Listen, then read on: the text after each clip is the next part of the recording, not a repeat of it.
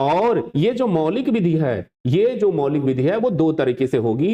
एक को कहेंगे क्या, सिविल लॉ, और एक को कहेंगे हम क्रिमिनल लॉ, है ना, क्रिमिनल लॉ। तो सिविल लॉ का जैसे हम लोगों ने सीपीसी पढ़ा था, सिविल लॉ का मतलब कि अगर कोई विवाद अधिकार और कर्तव्य किसको लेकर है, पद को लेकर है, धन को लेकर है, स्वामित्व को लेकर है किसी संपत्ति के, तो ये सब जो वाद होंगे वो क्या होंगे, वह सिविल मैटर का होगा।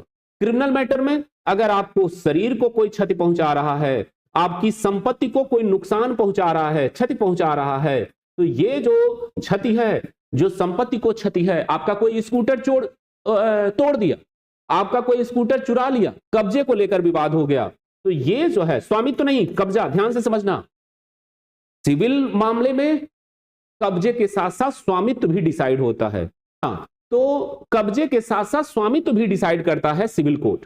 अगर आपसे कोई पूछे कि अगर हमारे बाइक है या हमारी कोई प्रॉपर्टी है, उस प्रॉपर्टी के स्वामित्व को लेकर विवाद है, तो यह विवाद कैसा होगा, किस कोर्ट के द्वारा सुलझाओगे आप, तो ये इसका ऑप्शन होगा कि आप सिविल कोर्ट में जाओगे, क्योंकि स्वामित्व तो हमेशा सिविल कोर्ट डिसाइड करती है, स्वामित्व तो हमेशा सिविल कोर्ट डिसाइड करेगी। क्रिमिनल कोर्ट स्वामित्व तो नहीं डिसाइड करता, तो क्रिमिनल कोर्ट क्या डिसाइड करेगा, पोजीशन डिसाइड करेगा, कब्जा। जैसे चोरी होती है, ध्यान से समझना, हमारी बाइक अगर किसी ने चुरा लिया तो ये स्वामित्व का नहीं मैटर होता है, ये पोजीशन का मैटर होता है।